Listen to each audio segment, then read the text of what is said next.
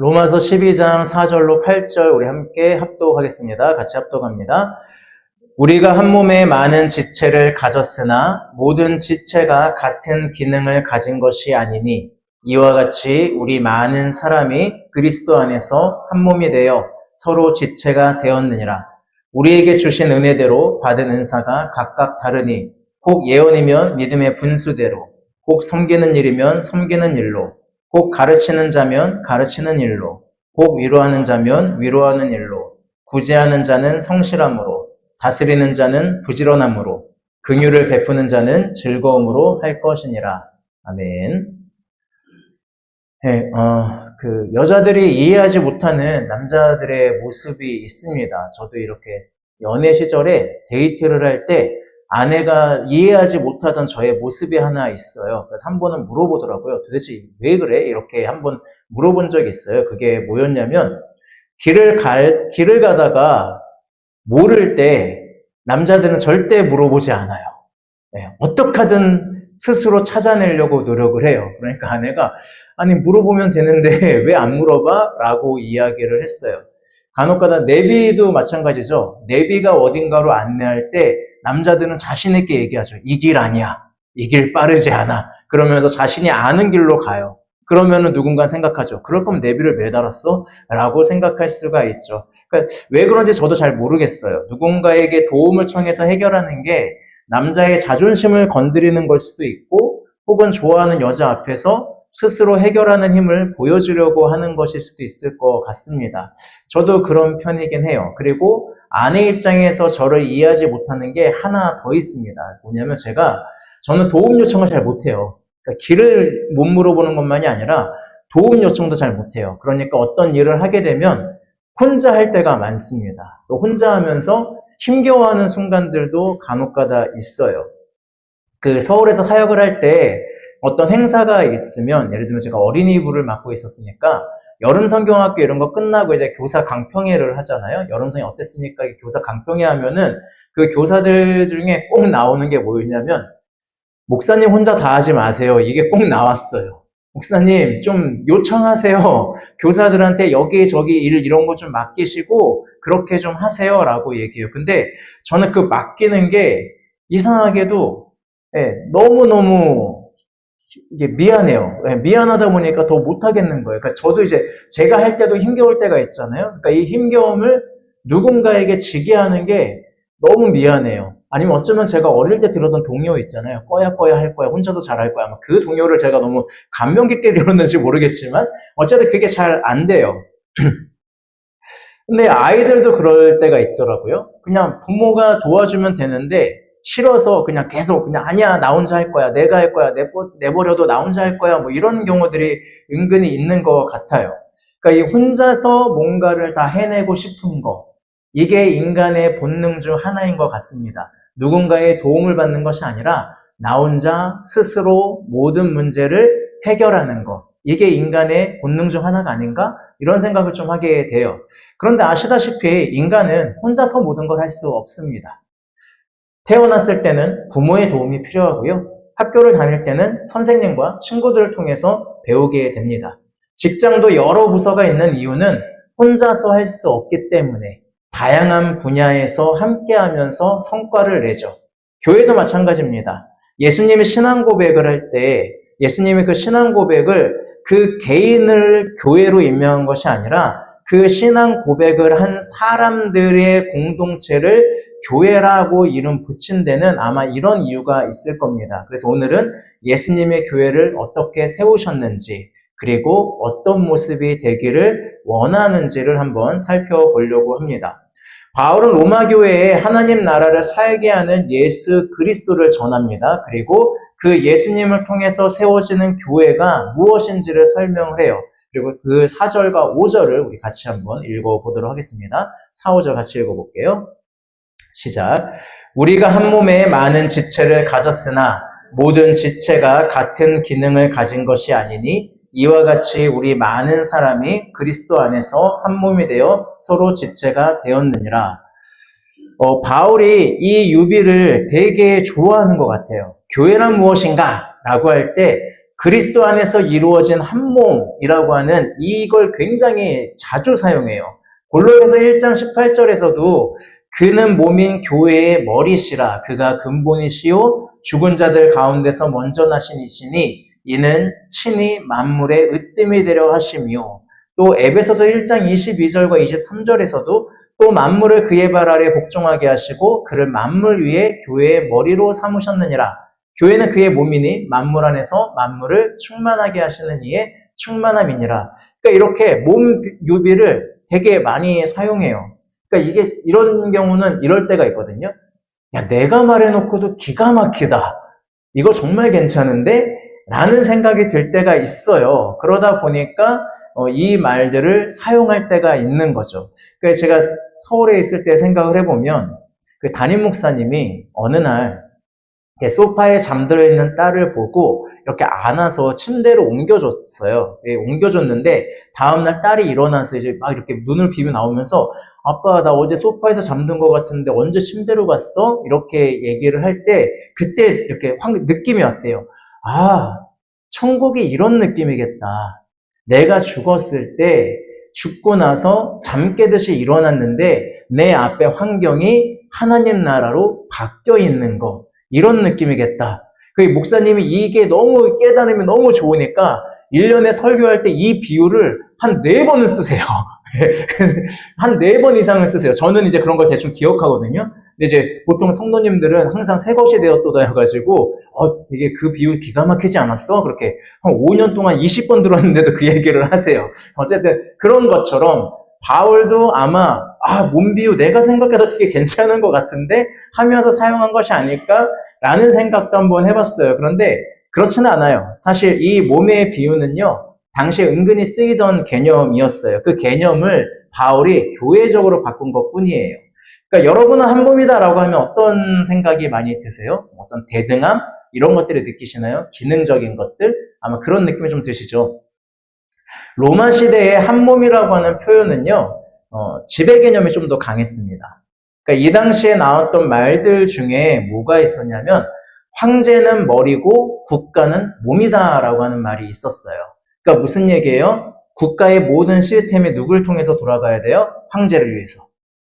황제를 위해서 돌아가야 되고, 황제를 통해서. 그러니까 황제의 머리에서 나온 것이 뭐가 돼야 돼요? 국가의 몸이 돼야 돼요. 그러니까 이거는 지배 개념이 좀 더 강했던 말이었어요. 그런데 그거를 바울이 뭘로 바꾼 거예요? 교회로 바꾼 거예요.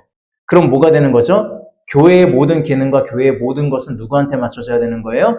예수 그리스도에게.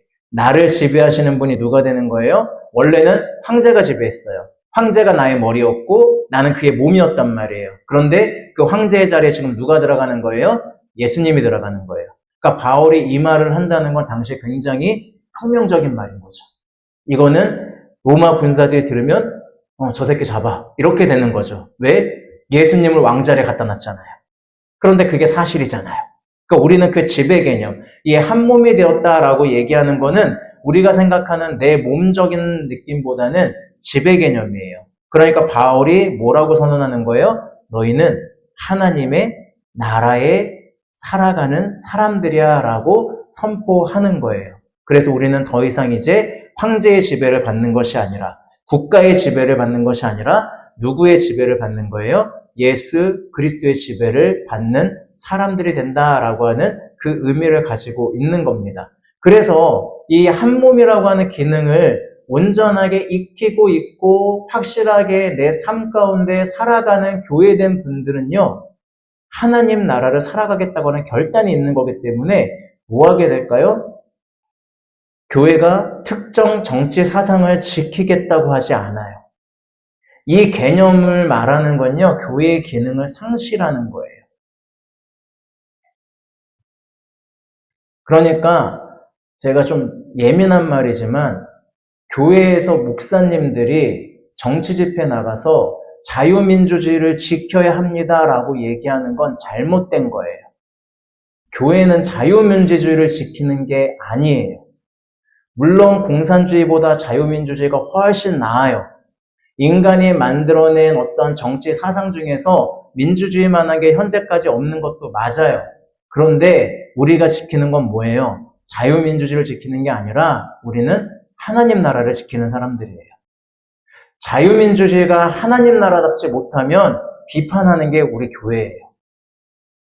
이 당시 로마는요, 로마 황제가 주는 평화와 로마 황제가 주는 지배체계가 완벽하다고 생각했던 사람들이에요. 그런데 거기에다 지금 뭐 하고 있는 거예요? 우리는 그거 지키는 사람이 아니라 하나님 나라 지키는 사람이야 라고 외치는 게 교회였단 말이에요. 당신들은 황제가 머리일지 모르지만 나는 예수님이 머리야 라고 얘기하는 사람들이 교회였다고요.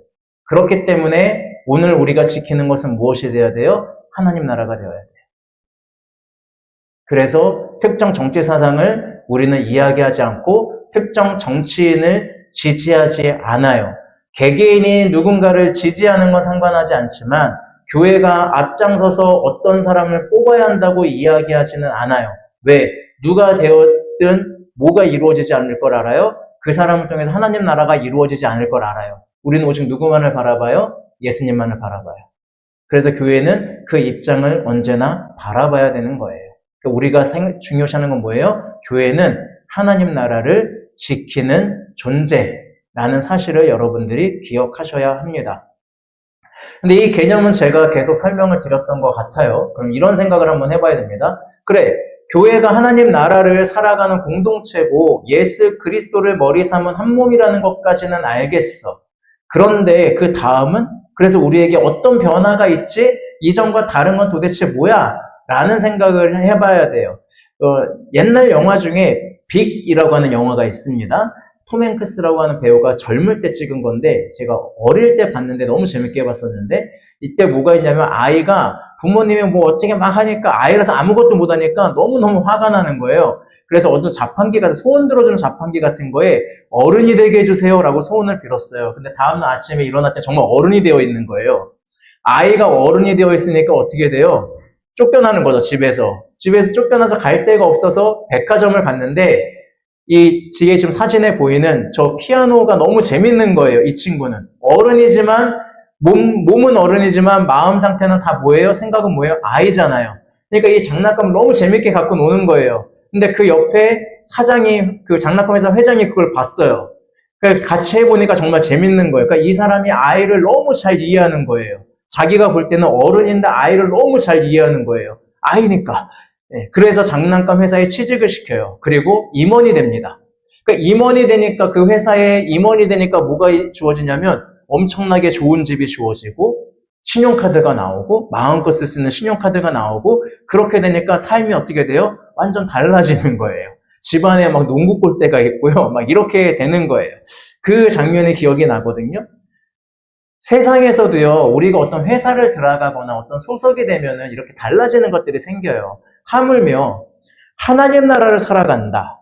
하나님 나라에 소속이 되었다. 예수 그리스도를 머리로 한 몸이 되었다. 그렇다면 무엇이 다른가? 라는 것이 느껴져야죠. 그리고 그것이 주는 의미가 무엇인가? 우리는 그것을 한번 생각해 볼 필요가 있습니다. 그래서 아마 그 전에 대한 내용들을 로마서 11장까지 다루고 있고 12장에서 실제적인 우리에게 나타나는 변화들이 나오고 있습니다. 우리 6절을 한번 같이 읽어보겠습니다. 6절 같이 읽어볼게요. 시작.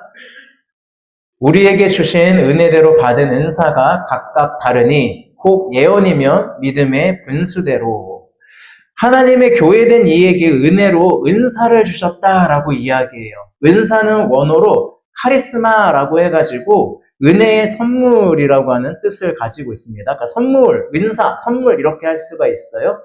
하나님이 예수님을 왕으로 삼고 그분을 따르면서 하나님 나라를 살아가겠다고 결단한 공동체에게 뭘 주신다고요? 선물을 주신다고요. 그게 우리에게 주어지는 혜택이라는 거죠. 그런데 이 은혜대로 은사를 받았다라고 얘기하니까 오해가 생겨요. 그러니까 은사는 선물. 여러분 선물하면 뭐가 생각이 나세요? 그냥 아무 대가를 바라지 않고 그냥 주어진 것 이렇게 생각을 하죠. 그런데 여러분 정말 선물하실 때 아무 대가 안 바라세요? 여러분 선물 받을 때 그냥 너무너무 좋다라는 순수한 감사만 일어나세요? 여러분이 무엇을 받았든 나름 갚아야 한다라고 하는 생각이 들지 않으세요? 하다못해 내 생일날 누군가 케이크 보내주면 난 이 사람 생일날 그래도 치킨을 하나 보내줘야 될 것 같지 않으세요? 아무 대가 없이 바라는 선물을 주는 사람은 솔직히 없어요. 그런데 고대 시대에는 이 선물 개념이 훨씬 강했어요. 지금은 그냥 어느 정도 관계만 좋아도 주어지잖아요, 선물이. 근데 옛날에는 선물이 자격 있는 사람에게 주어졌어요. 선물을 주면 그에 상응하는 답례나 보답이 기대되는 건 당연한 거였어요. 일종의 사회적 계약이고 관계를 유지하고 강화하는 수단이었습니다. 선물이라는 게. 그러니까 오늘로 따지면 뇌물 개념도 선물 개념과 일치했어요. 자신의 아름다운 딸을 그 사람에게 선물로 주고 그 대신 자신은 어떤 특정한 위치에 올라가고 이게 당연한 거였다고요. 선물은 당연히 그 정도 개념이었어요. 그러니까 내 딸을 선물로 줄 수 있을 정도의 뭐를 가지고 있어야 돼요? 사회적 위치를 가지고 있어야 돼요. 그 사람에게 줄 만한 거예요. 그러니까 이 당시 선물 개념은 당연히 이런 거였다고요. 우리가 지금 생각하는 그냥 친한 사람에게 혹은 때로는 아무 대가 없이 그냥 주는 선물, 이 개념이 아니었다고요. 그러니까 바울이 이 선물 개념을 썼다는 얘기는 이미 뭐겠어요? 이 선물을 받을 만한 자격, 그런 것들이 이제 생각이 드는 거란 말이에요. 그러니까 뭐라고 얘기하는 거예요, 바울이? 너희들이 선물을 받았는데 뭘로 받았다고요? 은혜로 받았다고요.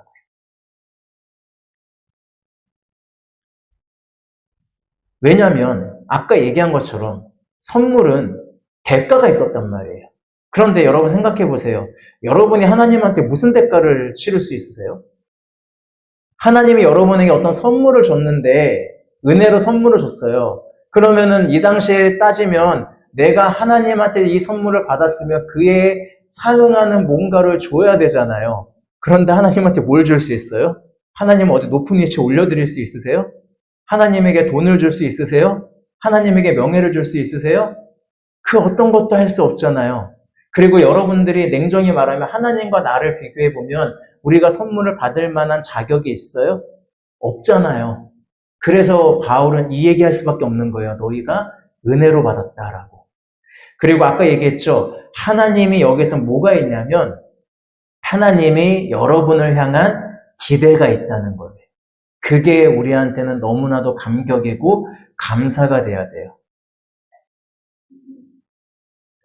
그러니까 좀 더 쉽게 설명을 드리면 하나님은 자격 없는 우리에게 은혜로 선물을 주심을 통해서 세상에 무엇을 선포하는 거냐면 이 사람은 이 선물을 받을 만한 자격이 있는 자다라고 선포해 주시는 거예요.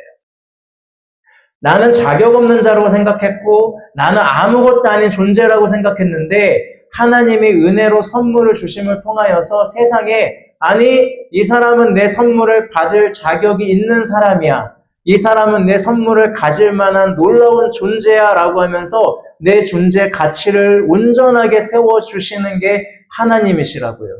그리고 설사 정말 그 자격이 없어도 뭐라고 하시는 거예요? 하나님이 나는 이 사람을 그럴 만한 사람으로 만들어낼 거야 라고 하는 하나님의 기대와 열심이 담겨 있다고요. 그래서 우리는 이거를 은혜라고 밖에는 표현할 수 없어요. 여러분 성경에 나오는 인물들을 잘 생각해 보세요. 다윗을 생각해 보세요. 집안에서도 천시받던 사람이에요. 집안에서도 무시당하던 사람이에요. 사무엘이 와서 아들을 다 불러라 라고 할 때 모든 아들을 불러라 그랬는데 아버지나 그 형들이나 단 한 명도 다윗을 찾지 않아요.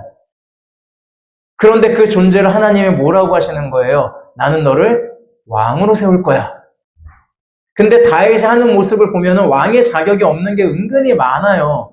왕이라고 치기에는 얘는 여자를 너무 좋아해요. 다윗 삶을 보시면 알잖아요. 길 가다가 무슨 여자고 인연만 생기면 다 지 부인 삼아요. 미친 아주 호색한 이에요. 다윗은. 제가 자꾸 마음이 합한 사람 이렇게 말해 좀 그런데 그러니까 되게 부족한 사람이라고요. 부족한 면이 되게 많은 사람이에요. 그런데 하나님이 어떻게 하세요? 왕답게 만들어 가시잖아요.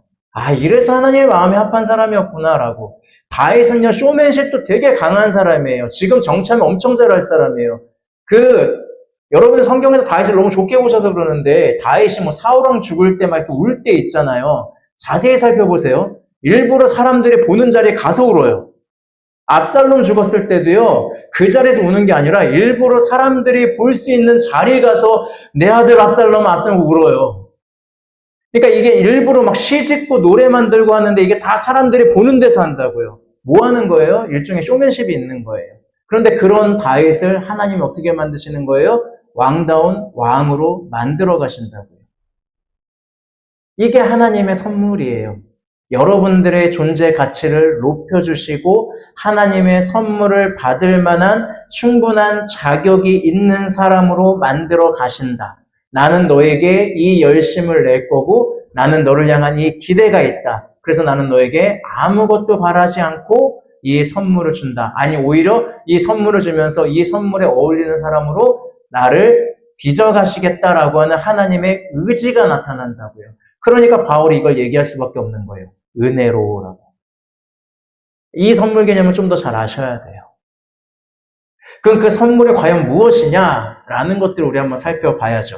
7절과 8절에서 이야기하고 있습니다. 같이 읽어보겠습니다. 7절과 8절. 시작. 혹 섬기는 일이면 섬기는 일로, 혹 가르치는 자면 가르치는 일로, 혹 위로하는 자면 위로하는 일로, 구제하는 자는 성실함으로, 다스리는 자는 부지런함으로, 긍휼을 베푸는 자는 즐거움으로 할 것이니라. 좀 이상하지 않으세요? 은사라고 하기엔, 선물이라고 하기에는 그냥 누구나 다 할 수 있는 것처럼 보이지 않습니까?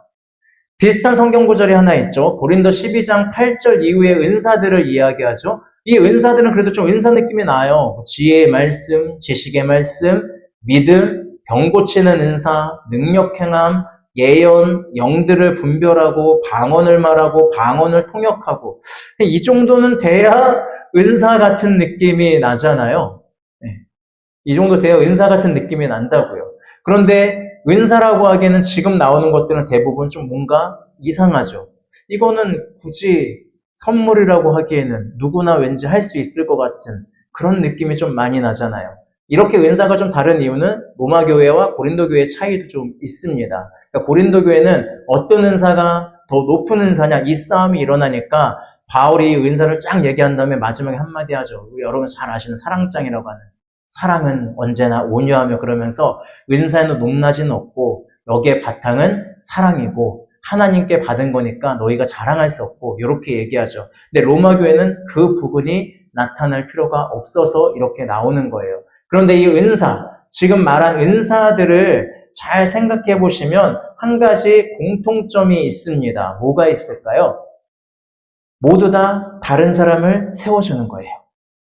섬기는 거, 가르치는 거, 위로하는 거, 구제, 권면, 긍휼, 또 맨 처음에 나왔던 예언 이런 거 다 뭐예요?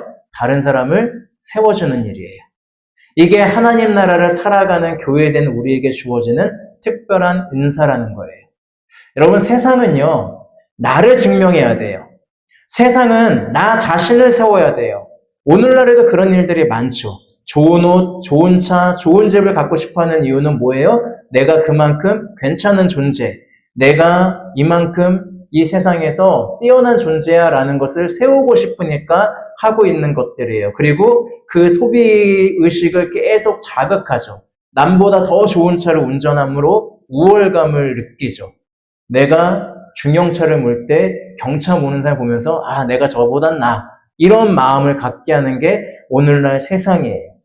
남보다 좋은 직업을 가지니까 우월감을 느껴요. 그렇게 나를 세우면서 존재의 가치를 증명하려고 하는 게 오늘날 세상의 모습 중 하나예요.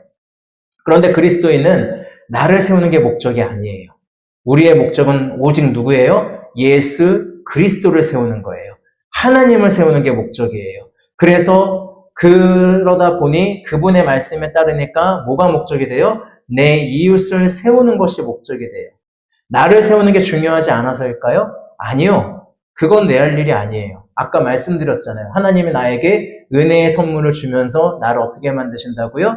나를 그만한 자격이 있는 존재 가치로. 그러니까 나를 세우는 건 하나님이 하실 거예요.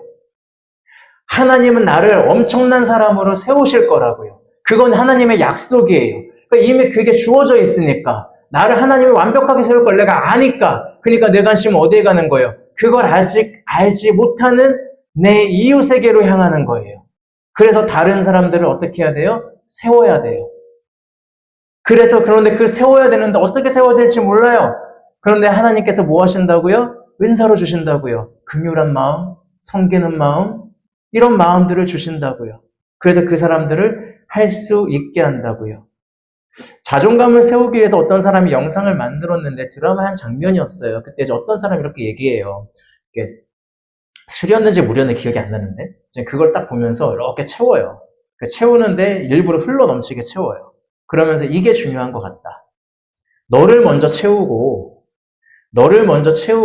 그 흘러가는 것으로 다른 사람을 채우면 돼. 왜 너를 채우지 못한 채로 이 다른 사람을 채우려고 하니까 힘겹지라고.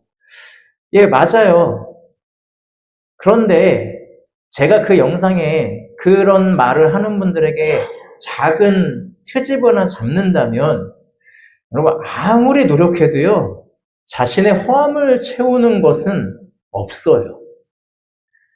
나라고 하는 그릇은요 내가 생각하는 것보다 훨씬 커요. 프라다 가방 하나 있다고 채워지지 않아요. 샤넬백도 있어야 돼요. 30평 아파트에 산다고 해서 채워지지 않아요. 바로 40평 아파트가 보여요. 40평 아파트에 살면요 바로 50평 아파트가 보여요. 안 채워져요. 아무리 채워도요, 대저택을 살아도요, 아무리 채워도요, 나 자신을 온전히 채우지 못해요. 제가 지금 사용하고 있는 이 태블릿 PC 저에게 솔직히 말씀드리면 충분해요. 그럼에도 불구하고 신제품이 나오면요, 거기에 신기능이 나오면, 아, 저게 나한테 필요하려나? 라는 마음이 들 때가 있어요. 그러니까 뭐예요? 나의 허함, 나의 그 빈자는요, 안 채워져요. 채울 수가 없어요. 그런데 성경은 뭐라고 얘기해요? 이거를 하나님이 채우시니까. 너는 네 잔을 넘치게 할 것은 하나님이니까 너는 다른 사람을 세워주고 사랑하면 돼. 라고 얘기하는 거예요. 그걸 통해서 우리는 뭐를 이뤄가요? 예수 그리스도의 한 몸을 이뤄가게 된다는 거예요. 서로가 서로를 세워주면서. 누군가 또 나를 세워주고 있을 거 아니에요. 그거예요. 예수님을 닮은 우리, 예수님의 머리 삼은 우리는요, 예수님이 나를 채우실 거라고 하는 믿음을 가지고 나는 다른 사람을 세우는 삶을 향해서 자신 있게 나아갈 수 있는 거예요. 무엇으로? 나에게 주어진 것으로. 그 사랑이 흘러 넘치는 곳을 바울이 뭐라고 이야기하는 거예요? 교회라고 이야기하는 겁니다. 그래서 교회는 이 점에서 세상과 달라요. 예수 그리스도를 머리로 한 그분의 몸이기에 서로 협력하고 선을 이루고 서로 세워주고 하나 되는 공동체, 그게 바로 교회예요.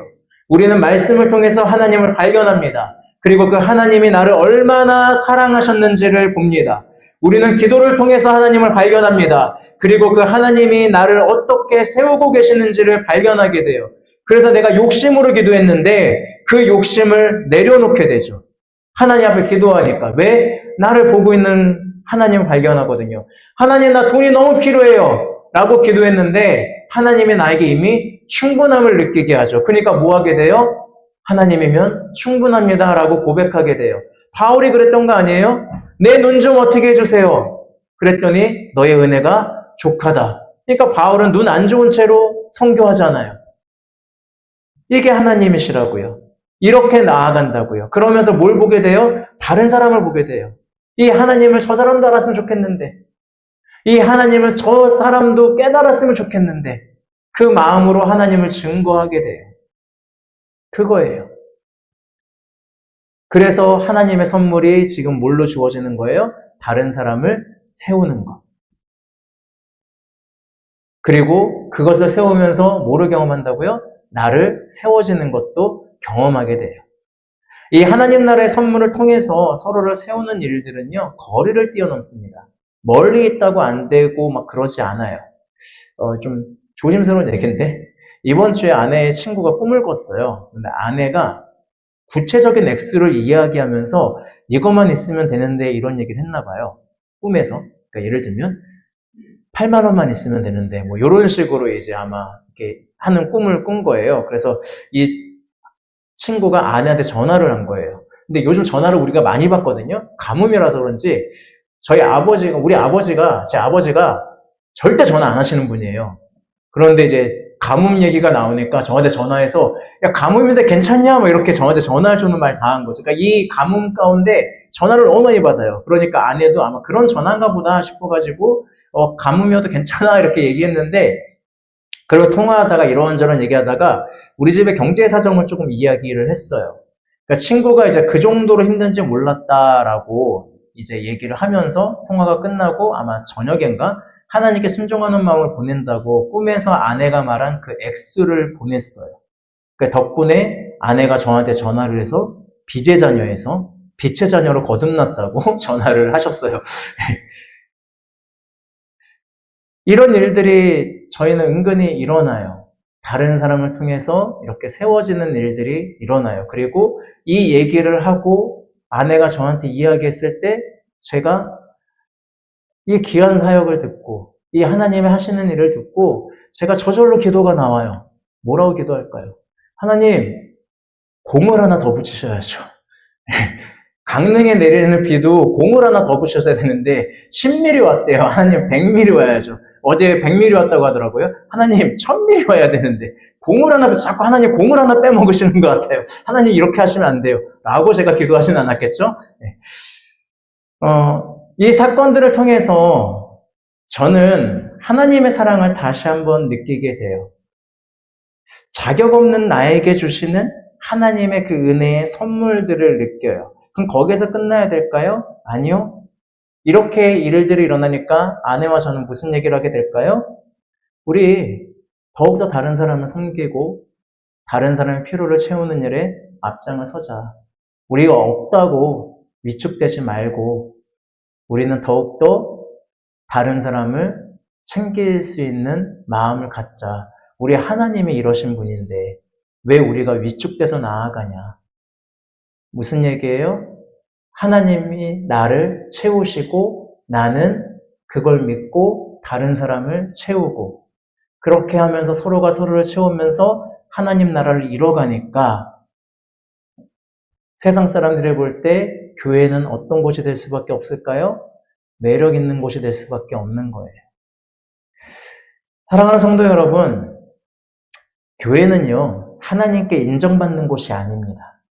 여러분이 와서 열심을 내고 헌신하고 열정페이로 일하면서 하나님 봐요. 나 이렇게 일하죠? 나 밤낮 없이 교회에서 있어요. 나 자녀들 밥 챙겨주는 것도 잊어버릴 정도로 나 여기에서 막 열심히 하고 있어요. 그런 하나님 이런 나 인정해 주시고요. 나한테 복 주셔야 돼요. 이렇게 하는 곳이 아니에요. 교회는 무한한 사랑을 가지신 하나님이 부어지시는 그 은혜의 선물을 통해 나를 채우고도 넘치는 그 사랑으로 다른 사람을 세우며 하나 되는 곳이에요. 예수님을 머리로 하고 그 몸이 되었다라는 것은 바로 그런 의미예요. 그래서 여러분 그 길을 걸어가셔야 돼요. 그래서 저는 한동중앙교회가 다른 사람을 향한 험담이 없었으면 좋겠어요. 네. 특히 같은 교회된 우리끼리는 좀 안 좋은 얘기를 안 했으면 좋겠어요. 누군가가 물어보는 거죠. 저 권사님 어때? 아, 성격이 말이야. 누가 교회로 오고 싶어 해요? 누가 교회가 되고 싶어 해요? 제가 좀 모범적인 집사님은 아닌 것 같은데 신동엽 집사님이 연예인들 사이에서 인정받고 있는 게 있어요. 그분의 입에서 절대 남을 향한 험담이 나오지 않는데요. 단 한 번도 다른 사람 험담을 한 것을 들은 적이 없대요. 전 교회된 이들이 이래야 된다고 생각해요.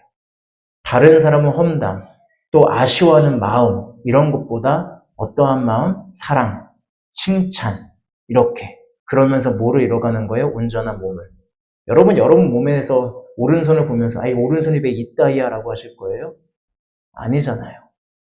한 몸이잖아요. 그런데 한 몸인 사람을 욕하면 결국 내 몸을 욕하는 거예요. 제 얼굴을 가지고 제가 막 욕을 하면 결국은 제 욕이잖아요.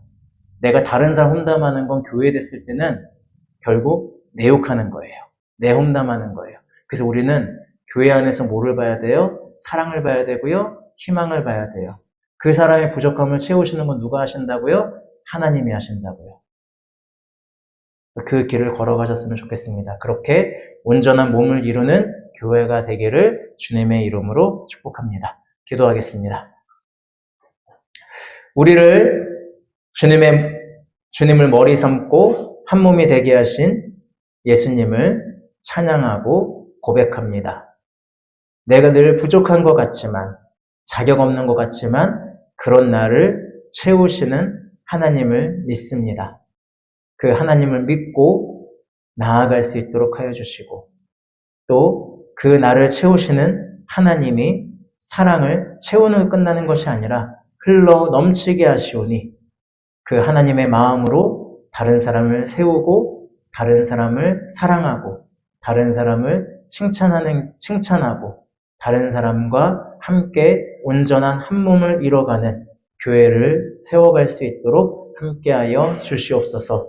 예수님의 이름으로 기도합니다. 아멘.